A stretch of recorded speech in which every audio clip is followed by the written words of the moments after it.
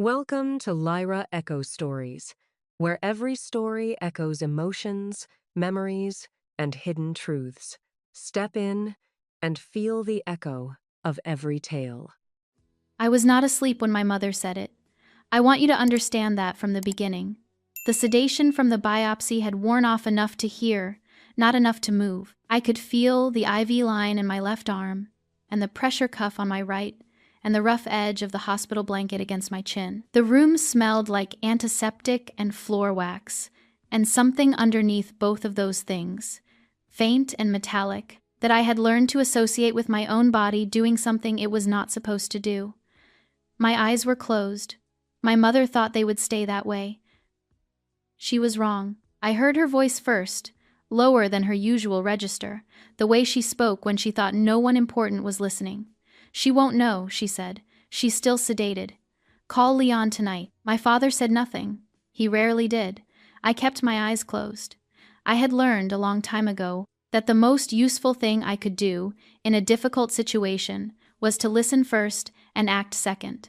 My hands stayed still on the blanket. My breathing stayed even. And somewhere beneath the antiseptic and the floor wax, a quiet thing settled into place inside me, like a key turning in a lock I had installed 8 months ago. They had no idea the lock was there. That was their one fatal mistake. I want to tell you about my house first, because this story is about my house, and you should know what it meant before I tell you what they tried to do with it. I bought the property on Walton Ridge Drive in Raleigh, North Carolina, in the spring of 2020. I was 36 years old.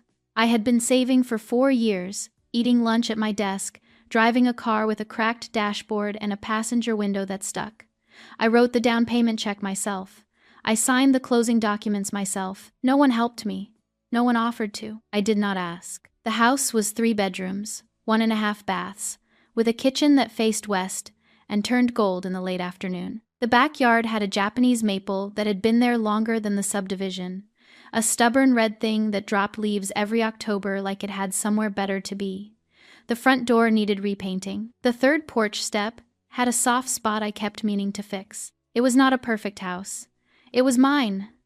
Staple met me at the door every evening. I had adopted him from the Wake County shelter 2 months after moving in, a gray cat of indeterminate age who had been passed over repeatedly because he tended to stare at people without blinking. I named him Staple because on his first night home he sat directly on top of a stapler I had left on the coffee table and refused to move until I acknowledged this was now his stapler. I found this logical. We got along well. The routine was simple. Work, home, staple, dinner, whatever case files had followed me home from the office. I am a real estate paralegal at a firm in downtown Raleigh. I have been doing this work for 11 years. I know how property changes hands in this state. I know what a title search looks like, how a lien gets recorded, what a transfer on death deed means and does not mean. I know the difference between what a family member can legally authorize and what they cannot. This knowledge, as it turned out, was the most important thing I own. On the 7th of October, the year before the biopsy, I sat at my desk and ate a sandwich while I listened to hold music from the Wake County Register of Deeds. The sandwich was turkey on wheat. The hold music was a piano version of something I could not identify. The call took 11 minutes from start to finish. It cost $32 in recording fees. When the call ended, I had a lien on record against my own property. I also had a transfer on death deed registered to a trust in my name only. And I had a formal revocation of the power of attorney my mother had asked me to sign 3 years earlier, when I went in for a minor procedure and she said she just needed it just in case. I put the confirmation email in a folder I labeled reference. I finished the sandwich. I went back to work. I did not tell anyone I had done this, not even Patricia, who was my closest colleague and knew most things worth knowing about my life. Some documents are not for sharing. They are for keeping. The question I have been asked since, by the people who eventually found out, is, how did I know? The answer is that I did not know. I suspected, and I had been suspecting for long enough that suspicion had stopped feeling like an accusation and started feeling like information. 3 weeks before the biopsy, my mother called to check on me. She knew the flare was building. She always tracked these things. She asked how I was feeling, what the doctor had said, whether I was eating enough. She knew the name of my rheumatologist and the name of my nephrologist and the name of the specific wing of the hospital where I went for my infusions. My father was in the garden, she said. The tomatoes were coming in well. She asked, very casually, about the house. Whether I had thought about my options. Whether it made sense to simplify things, given my health. Whether I had considered that the equity was just sitting there and some people found it easier, in situations like this, to be a little more liquid. I said I was resting and ended the call. After I hung up, I opened a document on my laptop. I had started the document 2 years earlier and added to it occasionally since then. At the top, in plain text, it said, Hale Family Financial Incidents. There were 7 entries. I added an 8th. Then I made a note to call my doctor on Monday and confirm the biopsy date, and I went to bed.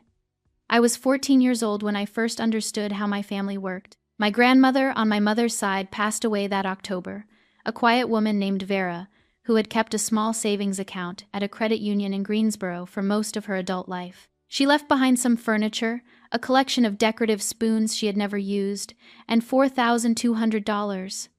It was not a fortune. It was everything she had managed to set aside across 30 years of careful living.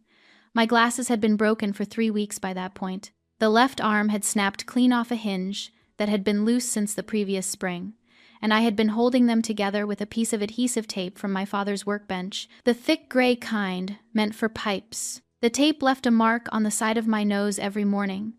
I was saving my babysitting money to replace them. I needed another $47. I was in the kitchen getting a glass of water when I heard my mother say it. She was talking to my father in the living room, not quietly enough. The money from Vera, she said, would go to Brianna's dance classes. The studio had a spring-intensive program that was an incredible opportunity, she said, and the timing was perfect. Then she said, Meredith is fine. She doesn't complain. I stood at the sink with the water running and understood, very clearly, what those 4 words meant. Not that I was doing well, not that I was taken care of. What she meant was that I had not made my need visible enough to compete. Brianna had been asking about the dance intensive for months, loudly and with persistence. I had been saying nothing, assuming that a broken pair of glasses was an obvious thing, a thing that could be seen. I was wrong about that. I wore the taped glasses for 8 more months. By the time I had saved enough to replace them myself, the tape had left a small scar on the bridge of my nose that faded over the following year, but never completely disappeared. I have not thought about those glasses in a long time. I thought about them the morning after I filed the lien. The flare that led to the biopsy had been building since August, but the thing that made me pick up the phone and call the Register of Deeds had happened earlier, in June. A different hospitalization, shorter, just 2 nights for observation and IV steroids, while my kidneys decided whether they were going to cooperate. I had been home for less than a day when my phone showed 3 missed calls from a number I did not recognize. I called it back. It was a real estate agent. He had gotten my address from a public listing inquiry and wanted to know if I was interested in discussing my options for the property on Walton Ridge Drive. He said a member of my family had reached out to his office to express interest in listing the home and had suggested he follow up directly. I thanked him and ended the call. Then I sat at my kitchen table for a long time without moving. This was not the first incident. In 2019, my mother had attempted to use a credit card attached to an account I had closed the previous year for an online purchase of dining room furniture she later described as a misunderstanding about which card was which. In 2021, 2 weeks before a minor procedure I had needed on my shoulder, she had asked me to sign a power of attorney. Just in case, she said. You never know. I had signed it because I was about to go under general anesthesia, and I did not want to argue, and I told myself it was a reasonable precaution. I had told myself a lot of things over the years. I added the June phone call to the document on my laptop. It became entry number 6. Then I opened a second document, a blank one, and I started writing down what I knew about property law in North Carolina. I had been working in real estate law for a decade. I knew exactly what tools were available to a property owner who wanted to make their home legally untouchable. A mechanic's lien recorded with the county attaches to the title and cannot be removed without the lien holder's consent. It does not prevent the owner from living in or using the property. It does prevent any sale or transfer from proceeding without the lien holder's involvement. I was both the property owner and the lien holder. This was unusual. It was also entirely legal. A transfer on death deed designates where a property goes upon the owner's death, bypassing probate entirely. Once registered, it is a matter of public record. It can only be revoked or changed by the owner. A formal revocation of an existing power of attorney, filed with the county and sent certified mail to the named agent, terminates that authority permanently. I made 3 phone calls over the following week. I completed all the paperwork on a Tuesday afternoon while eating a sandwich and listening to hold music. I paid $32. I put the confirmation emails in a folder and went back to my regular work. I did not feel triumphant. I did not feel relieved. I felt the way you feel when you have been watching a storm build on the horizon for a long time, and you have finally, quietly closed all the windows. The storm was still coming. The windows were closed. That was all there was to do. 3 months later, I got the call that my lupus had progressed enough to require a biopsy. My mother came to the hospital. She brought a container of soup I did not eat and a magazine I did not read. She sat in the chair beside my bed and asked the nurses questions about my prognosis and used my doctor's first name even though they had never met. She held my hand while they wheeled me into the procedure room, and she squeezed it once, and I thought, as the sedation started pulling me under, she loves me. She does. I have never doubted that. What I doubted was whether love, in this family, had ever meant the same thing to both of us. Patricia Nguyen was waiting at the hospital entrance when they discharged me on the 3rd day. She was leaning against her car with her arms crossed and a paper cup of coffee in each hand, and she did not say anything when I came through the sliding doors. She just held out one of the cups. I took it.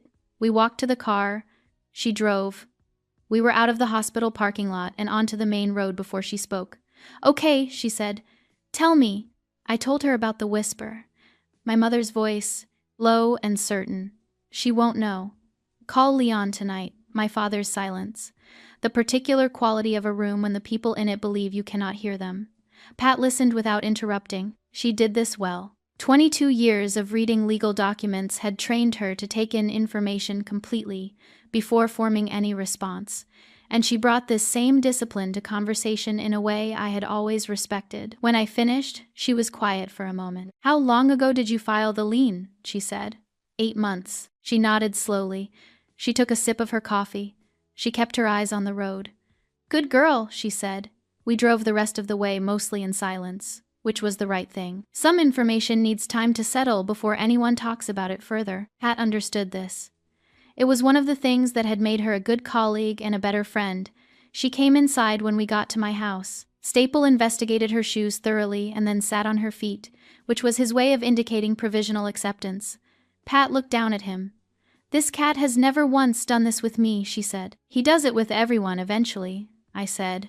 "He just makes you wait." She laughed, which was also the right thing. I made more coffee, real coffee this time.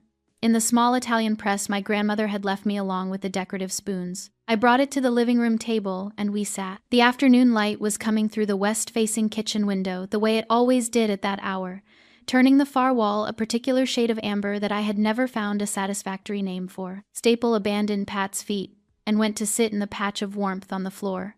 "You know what you did is unusual," Pat said. "It was not a question." "I know. Leaning your own property. It's legal," I said. "I know it's legal. I've been doing this for 22 years. She wrapped both hands around her mug. "I'm saying it's unusual. Most people don't think that far ahead. Most people don't have the same information I have." She looked at me for a moment. "You really thought she'd try?" I did not answer immediately. Outside, a car went slowly down the street. Saru ran on a lawnmower, the regular sounds of a regular afternoon. "I thought it was possible," I said finally. "I hoped I was wrong." Pat set her mug down. "My brother," she said, "sold a piece of land that belonged to our grandmother. He did it while she was in a rehabilitation facility after her hip replacement. He had the power of attorney she had signed when she was 73 because she trusted him and didn't read the scope carefully. He moved fast. By the time she was well enough to ask questions, the land was sold and the money was already in an account she couldn't access. Pat looked at her hands. I cut him off completely after that. No calls, no holidays, nothing. I don't regret it. I waited because I could tell she was not finished. Some days I wonder whether I gave up too fast, she said. Whether I missed some version of things where he understood what he had done and changed. Then I remember that he has called me exactly 4 times in the past 6 years, and every single call was about money he needed. And the wondering stopped. The lawnmower 2 houses over shut off. The room was quiet. I haven't decided what I'm going to do, I said. I know, Pat said. You don't have to decide today. She left around 6. I stood at the door and watched her car until it turned at the end of the street and disappeared. Then I went back inside and sat at my kitchen table with my laptop open. I did not open the Hale family financial incidents document. I had enough to think about without adding to it.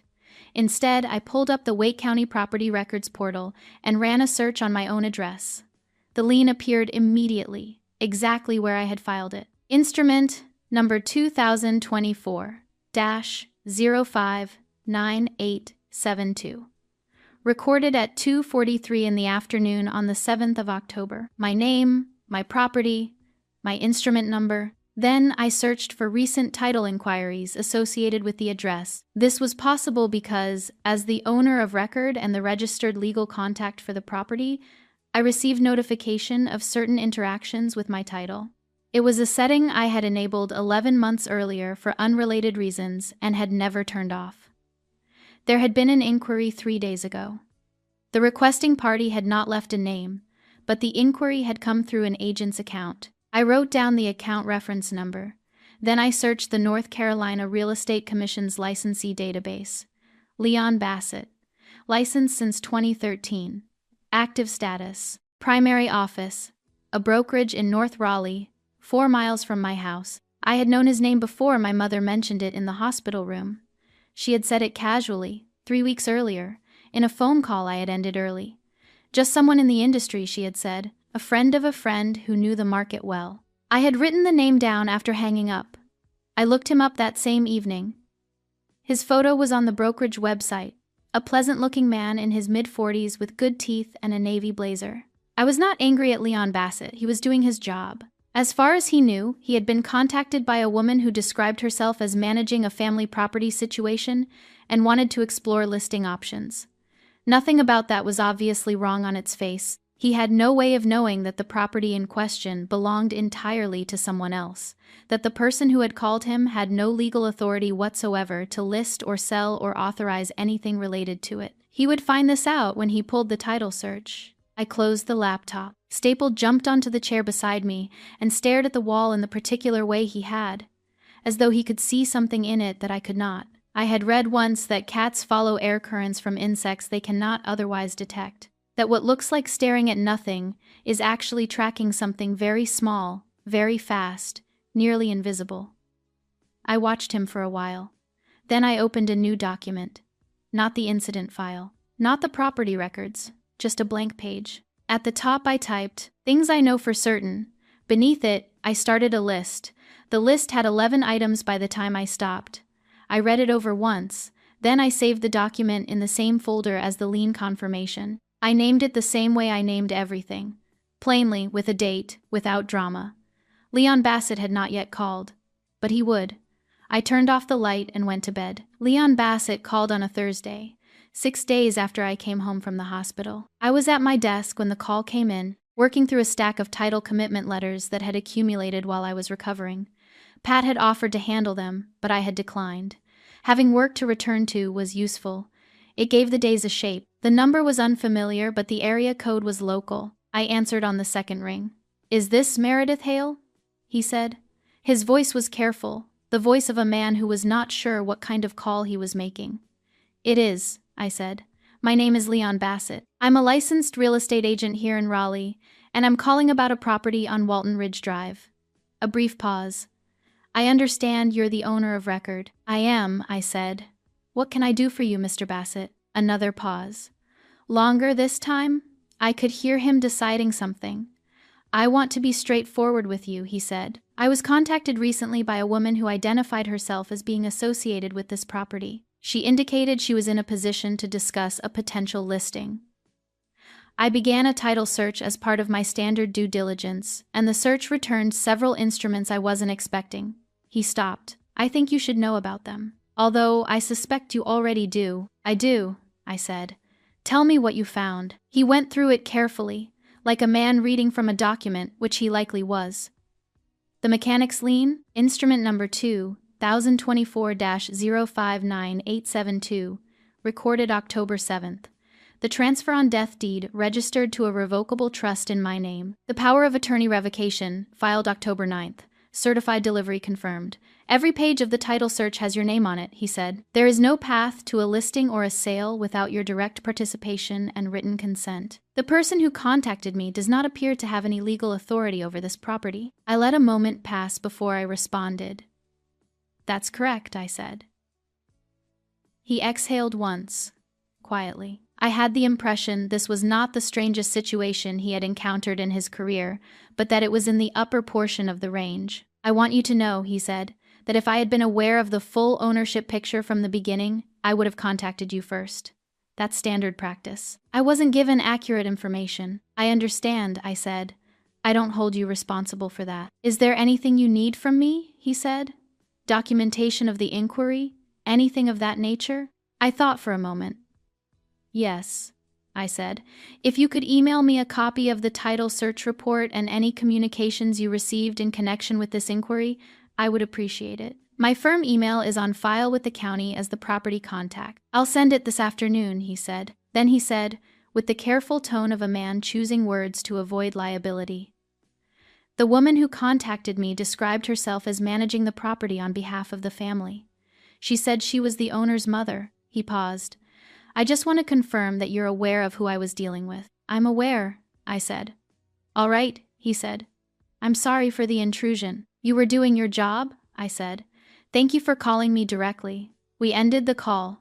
I sat with the phone in my hand for a moment and then set it face down on the desk. Through the window across from me, a city bus moved slowly down the street outside the office building. Its route number lit in orange above the windshield. A woman at the bus stop gathered her bag and stood. 2 people got off. The bus moved on.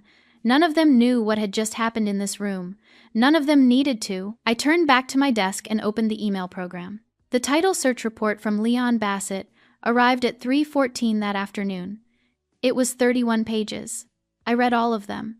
The listing agreement my mother had signed was on page 22. She had written her name in the signature line designated for the property owner, and in the field for relationship to owner she had written family representative. Beneath the signature, in the field that asked for the basis of authority, she had written the word family again and nothing else. The listing price she had agreed to was $340,000.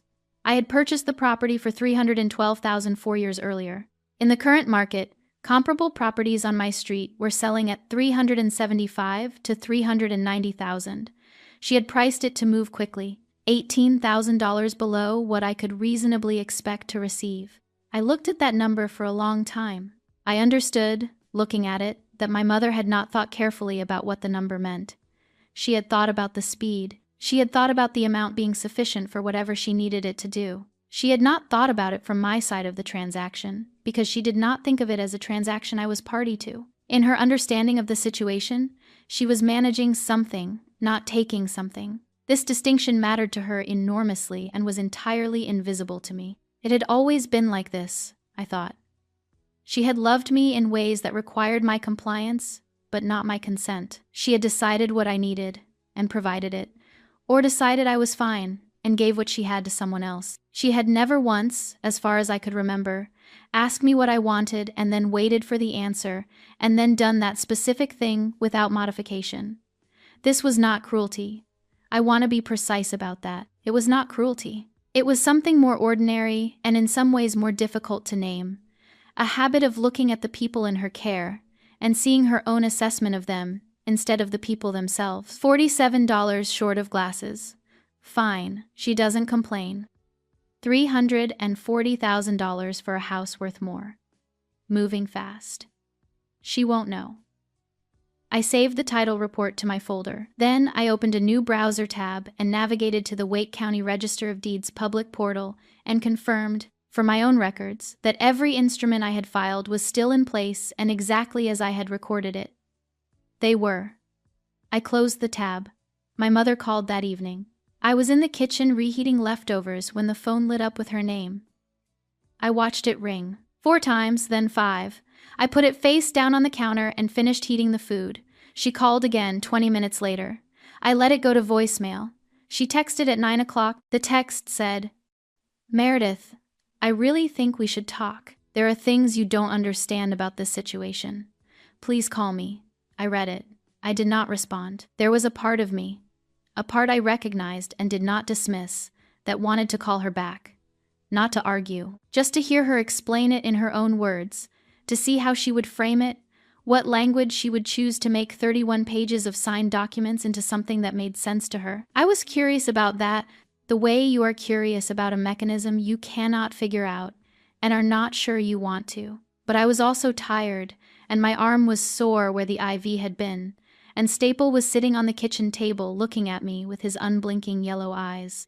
"I know," I said to him. He looked away. I ate my dinner. I went to bed. My mother called 4 more times over the next 2 days. I let all of them go to voicemail. I did not listen to the voicemails. I could see from the notification screen that each one was between 2 and 4 minutes long, which told me she had a great deal to say, but was choosing to say it to a recording, rather than acknowledge that I might not pick up the phone. On the morning of the 3rd day, she sent a text that said, "I am coming over this afternoon." I typed back, "Please don't." She did not come over. That evening, my sister called. Brianna's number appeared on my screen at 7:43, and I considered it for a moment before answering. We were not in regular contact. We had never been close in the way that some sisters are close, bound by proximity and shared language and a history of choosing each other. We had grown up in the same house and then grown up in different directions, and by the time we were adults, the distance between us had become simply the shape of things, unremarkable and unremarked upon. I answered. "Meredith," she said. Her voice was quieter than usual. "I need to tell you something." "All right," I said. A pause. The sound of her moving, a chair, something set down. "I didn't know she was going to try to sell the house," she said. "I want you to know that. I thought she was going to ask you for money for the car. Like a loan. I thought she was going to talk to you first." I did not say anything. "I found out what she was actually doing about 2 weeks ago," Brianna said. "She told me she had found someone to help with the listing, and it was going to be handled quickly." Another pause. "I should have called you. I know I should have called you. I didn't know what to say, and I kept thinking maybe it would work out some other way, and I wouldn't have to." Outside, the neighborhood was settling into evening. A dog barked twice somewhere down the street, and then went quiet. I could see the Japanese maple in the backyard through the kitchen window, its leaves dark in the fading light. "Brianna," I said, "when you found out 2 weeks ago, what did you think was going to happen?" She didn't answer immediately. "I don't know," she said finally. "I guess I thought maybe you wouldn't find out until after." "And then what?" Another silence. Longer. "I don't know," she said again. And this time the words were smaller. And I believed her, because that was the most honest answer and also the most difficult one. She had not thought past the point of not having to make a decision. She had been waiting for the situation to resolve itself in some direction that would not require her to choose a side. She was 27 years old. She had grown up being the one things were arranged for, not the one who arranged them. I did not think she was a bad person. I thought she had never been asked to sit with discomfort long enough to understand what it meant. "I'm not going to cut you off," I said, "but I need you to understand something. You knew for 2 weeks, and you didn't call me. That was a choice. It may not have felt like one, but it was. And I'm going to remember that it was made." The silence that followed was a different kind than the ones before it. Heavier. The kind that means something is settling rather than building. "I'm sorry," she said. "I know," I said. "Is there anything I can do?" I thought about it genuinely. "No," I said. "There isn't. Not right now." We said goodbye. I put the phone down on the table and sat with the quiet of the kitchen for a while. I thought about Pat's brother, who had called 4 times in 6 years, and each call had been about money. I thought about the difference between someone who says I'm sorry because they understand what they did, and someone who says I'm sorry because they want the conversation to end. I was not sure yet which one Brianna was. I was not sure she knew either. What I did know was that the mechanics of what had happened were now fully clear to me and fully documented, and that it was time to act. The next morning I arrived at the office early and walked directly to the corner office at the end of the hall where Gerald Marsh, the firm's senior partner, had been practicing real estate law for 37 years. I knocked on the open door. He looked up from whatever he was reading and waved me in. I sat across from him and explained the situation in the order it had occurred. He listened without interrupting, which was his way. When I finished, he was quiet for a moment. "You filed the lien yourself?" he said. 8 months ago." He looked at me with an expression I could not fully read, something between professional respect and mild concern. "You know you could have come to us," he said. "I know," I said. "I wanted to handle the initial filing myself. I'm asking for your help now." He nodded slowly. "What do you need?" "Two things," I said. "A cease and desist letter, addressed to my mother, outlining that she attempted to list a property to which she had no legal claim, that she signed a document as authorized representative without authorization, and that any further contact with real estate agents or title companies regarding this property will be treated as an ongoing legal matter." Gerald picked up a pen. "And the second thing? Leon Bassett will be filing a complaint with the North Carolina Real Estate Commission regarding the misrepresentation he received when my mother contacted him. I want us to send a supporting letter to the commission documenting the instruments on file and confirming the unauthorized nature of the listing attempt." Gerald wrote for a moment. Then he set the pen down and looked at me. "This is going to make things complicated with your family," he said. "They're already complicated," I said. He held my gaze for a moment. Then he opened a drawer and removed a fresh legal pad. "All right," he said. "Let's start with the cease and desist." The letter went out by certified mail 4 days later.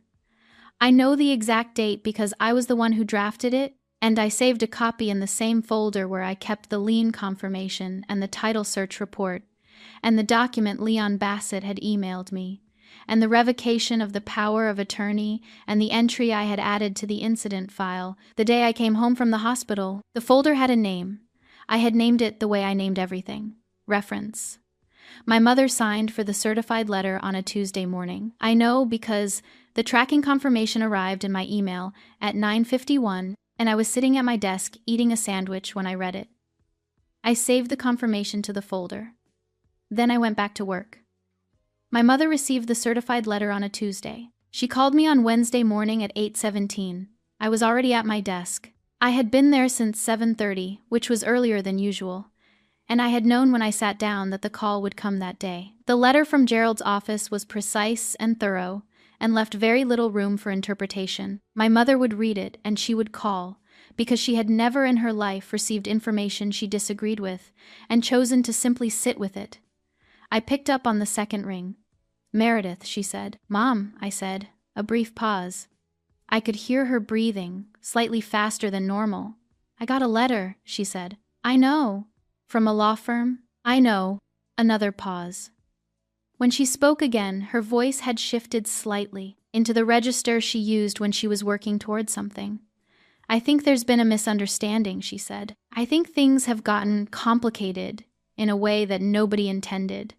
And I think if we could just talk this through like adults, we could clear all of this up without lawyers being involved." I let a moment pass. Then I said, "Mom, I'm not going to argue about the letter.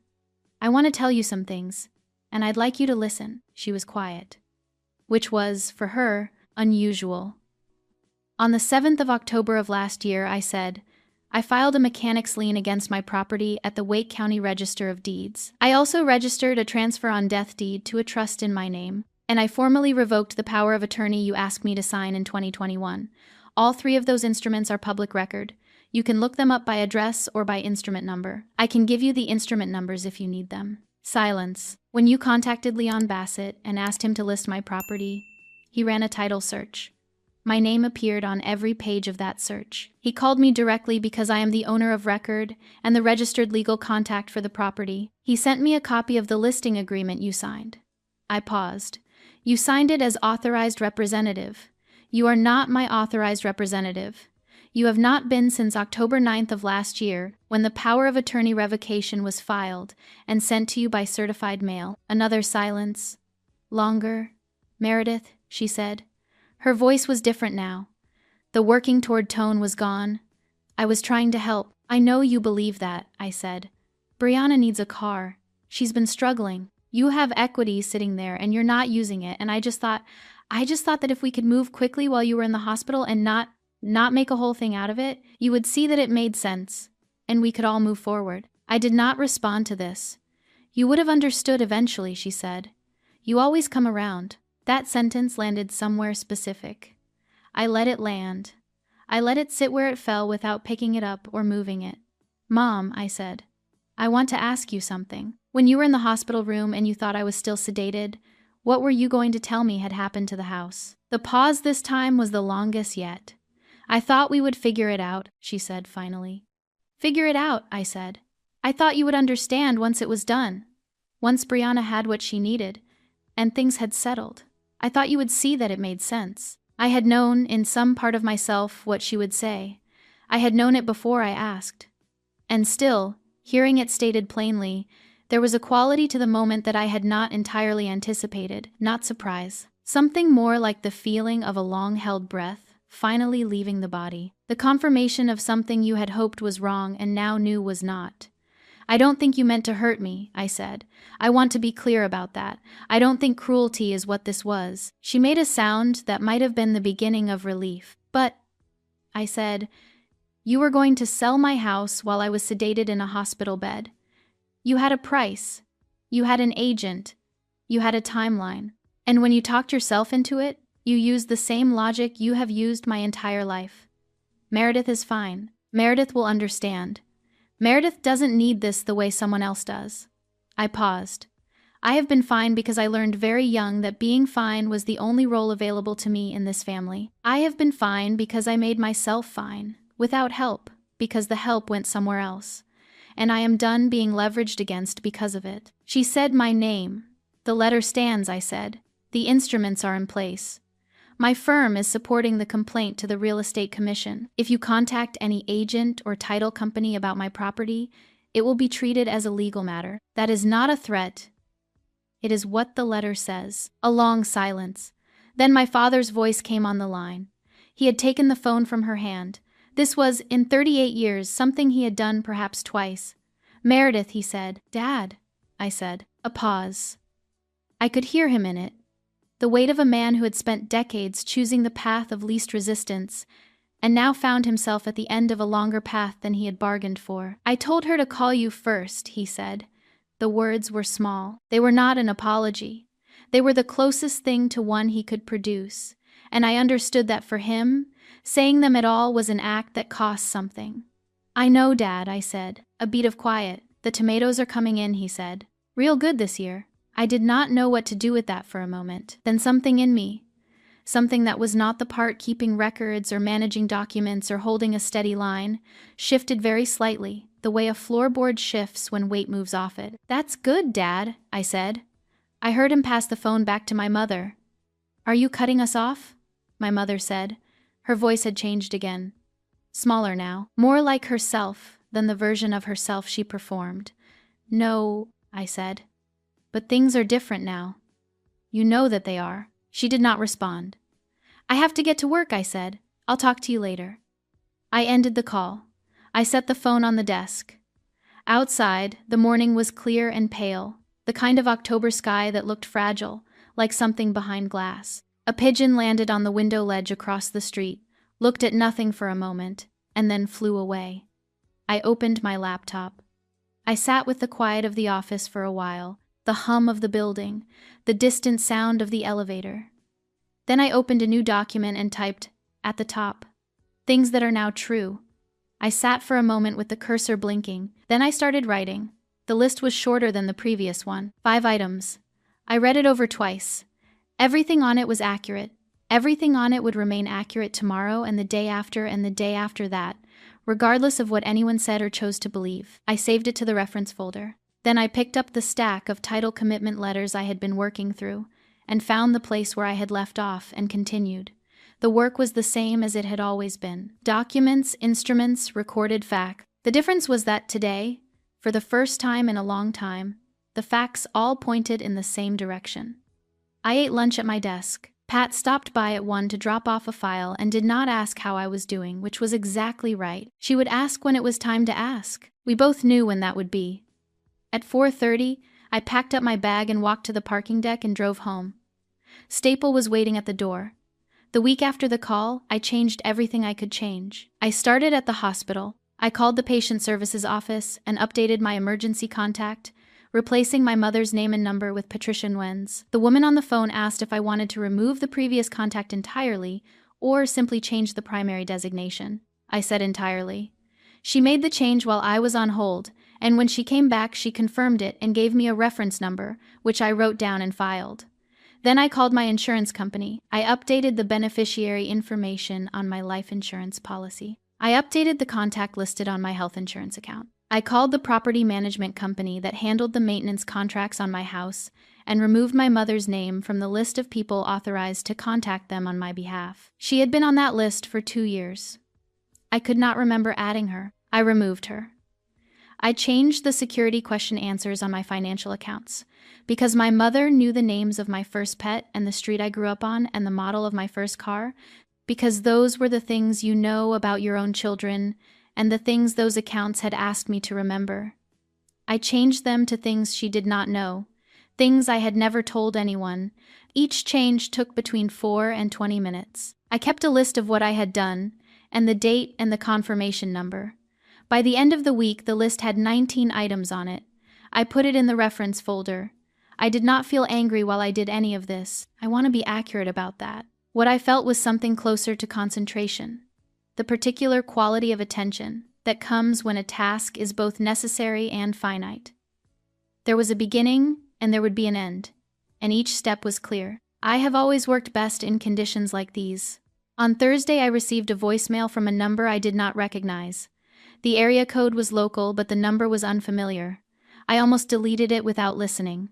Then something made me play it. My father's voice came through the speaker, slightly too loud the way he always was on voicemail, as though he was not sure the recording would reach the other end. "Meredith," he said, "this is Dad." "Your dad, Earl. I'm calling from the Hendersons' phone because, well, anyway." A pause. In the background, I could hear what sounded like a television. "I just wanted to say the tomatoes came in real good this year. Real good. I might bring some by. If that's all right, I don't have to." I just thought. Okay. Another pause. Okay. Bye. I played it a second time. Then I sat with my phone in my hand and looked at the wall for a while. I saved the voicemail. I did not call him back that day. But I thought about what it cost him to make that call, to borrow a neighbor's phone because he assumed I had blocked his number, which I had not, and to say nothing about what had happened and everything about tomatoes. My father had spent 40 years finding ways to be present without requiring anyone to notice him. The tomatoes were his version of "I'm sorry." They were also his version of "I'm still here." He could not separate the two. I was not sure he ever would. I was still thinking about this the following Saturday when Pat came over for coffee. We sat at the kitchen table the way we had the week I came home from the hospital, with the afternoon light doing what it did to the west wall and Staple investigating the space under Pat's chair. I told her about my father's voicemail. I told her about the 19 items on the change list. I told her that Gerald had confirmed the Real Estate Commission had received Leon Bassett's complaint and the firm's supporting letter, and that the commission had opened an inquiry into the incident, which would likely result in a formal notation on the record related to the unauthorized listing attempt. Pat listened. She drank her coffee. She did not say anything until I had finished. "Are you all right?" she said. It was the first time anyone had asked me that directly since the hospital. I considered the question seriously, which is the only way I know how to consider questions. "I think so," I said. "I don't feel the way I thought I would feel." "How did you think you would feel?" I looked at my mug. "Cleaner," I said. "I thought it would feel cleaner than this." Pat nodded slowly. "That's because it's not clean," she said. "It's just done. Those aren't the same thing." Staple emerged from under Pat's chair and jumped onto the table, which he was not supposed to do. Neither of us moved to stop him. He walked to the center of the table and sat down and looked at the wall with great purpose. "My brother," Pat said, "once called me on my birthday to ask if he could borrow my car for a week. He had forgotten it was my birthday. He genuinely had no idea. When I pointed it out, he said happy birthday and then asked about the car again. She picked up her mug. I think some people just do not have the capacity to understand that other people have interiors. They see the surface, and they assume that's all there is. I thought about the listing agreement. Family representative. The word family written twice where an explanation should have been. She thought she knew what was best for me, I said. She thought she knew what was best, Pat said. You were part of the equation, not the center of it. The afternoon light moved across the wall the way it always did. Staple got bored with whatever he had been watching and lay down on the table with his chin on his paws. The tomatoes, I said. What about them? My father said he might bring some by. I paused. I'm going to let him. Pat looked at me for a moment. Okay, she said. Not because things are the same, I said. They're not. But he's 83 years old and he borrowed the neighbor's phone to leave a voicemail about tomatoes. He's 63, Pat said. I know, I said. It felt like 83. She laughed. A real one, short and unguarded, and then I laughed too, which surprised me, because I had not expected to laugh that afternoon and my body had apparently not been notified. It passed. The room settled back into its quiet. You did the right thing, Pat said. Not about the tomatoes, about all of it. She did not need to specify and I did not need to ask. I know, I said. I poured more coffee. We sat until the light changed and the afternoon became something else, and Staple fell asleep in the center of the table, one paw extended toward the sugar bowl as if he had been reaching for it when sleep took him. We let him stay there. The lien is still on file. I have been asked, since the situation resolved, whether I plan to remove it. The answer is no, and the reason is simple.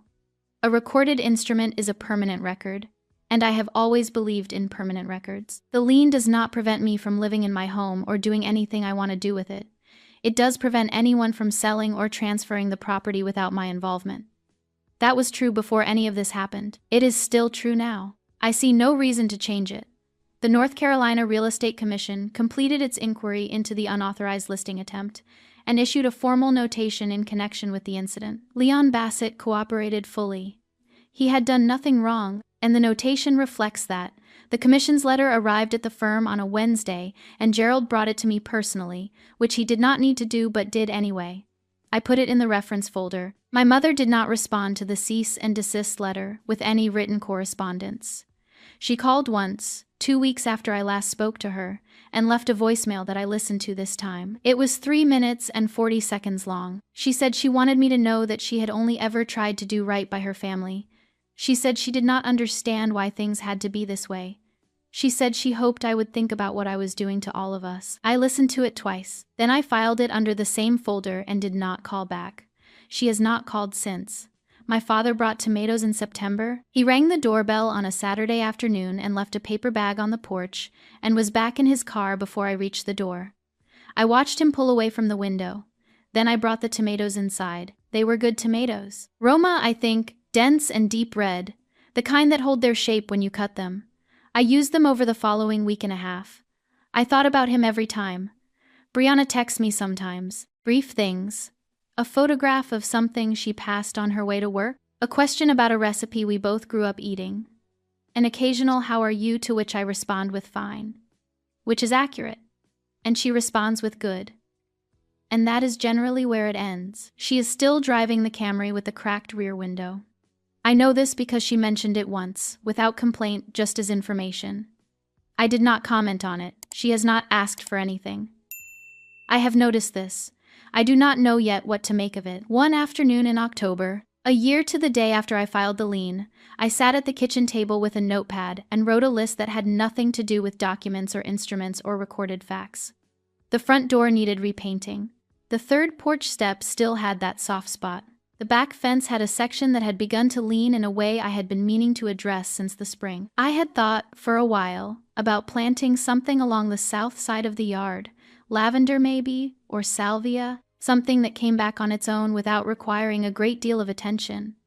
I had been putting these things off in the way you put off things that are yours and only yours, and will still be there when you get to them. There had always been something more pressing. Forms to file, documents to track, instruments to record, incidents to catalog. The house had been the thing I was protecting. I was not sure I had ever simply let myself live in it. I wrote down the items on the list. I added a fourth one, repaint the window frames on the east side, which had been peeling for longer than I could excuse. Then I added a fifth. Have someone look at the water pressure in the upstairs bathroom, which had been inconsistent since July. The list had 7 items by the time I set the pen down. I read it over. It was not a legal document. It was not evidence of anything. It did not need to be filed or confirmed or tracked by a reference number. It was a list of things I was going to do to my house because it was my house and I had decided to do them. I folded it and put it in my pocket. Staple jumped onto the table and walked across the notepad with the particular confidence of an animal who has never once doubted his right to be wherever he is. I watched him complete his crossing of the table, step off the far edge, and disappear behind the fruit bowl with great purpose. I did not move him. I had long since stopped trying to move him from places he had decided to occupy. I thought about the afternoon the sedation wore off enough for me to hear. I thought about my mother's voice, very low, very certain. I thought about lying still while the information settled into me, making no sound, choosing to wait. I had made that choice out of strategy. That was what I told myself at the time. I was gathering information. I was not ready to act. But I have thought about it since, and I think there was something else in it too. I think some part of me, even then, even sedated and sore and surrounded by the smell of antiseptic and floor wax, was still hoping I was wrong, still waiting for some alternative explanation to surface, still carrying the weight of 38 years of wanting it to be different. It was not different. I had been right. And being right, as I had learned by then, was not the same as being free. What made it different was this. I stopped waiting for them to see me clearly before I allowed myself to be seen. I stopped making my needs small enough to go unnoticed so they would not have to decide against them. I stopped being fine in the way that meant being ignored. The glasses had taken 8 months and $47, and I had replaced them myself, and no one had noticed. The house had taken 4 years and every dollar I had, and I had bought it myself, and I had protected it myself, and it was mine. I stood up from the table and went to find my coat. The afternoon was cool and clear, and I had decided to walk to the hardware store at the end of the block and get a color card for the front door. I did not know yet what color I wanted.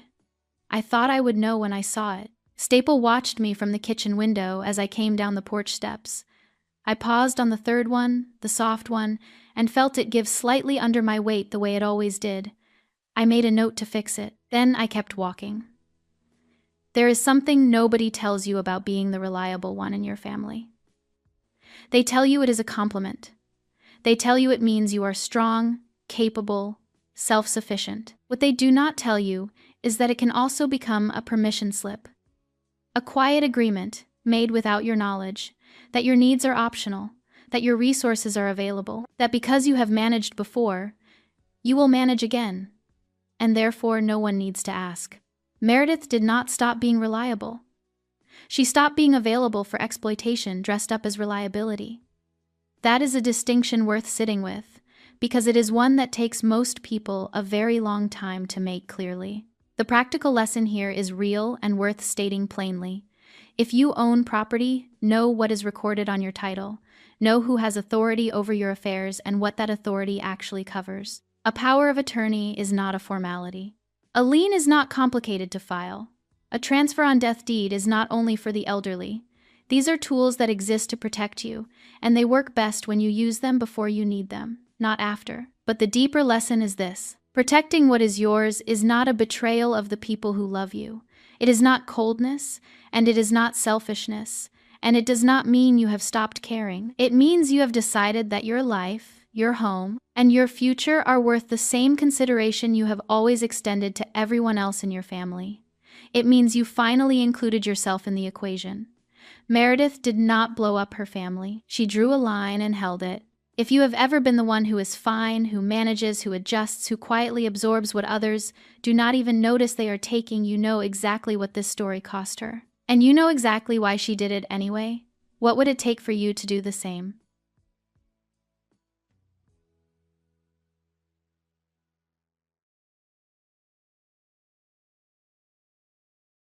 Thank you for being part of Lyra Echo Stories. If this story stayed with you, don't forget to like, subscribe, and share, because every echo never truly fades.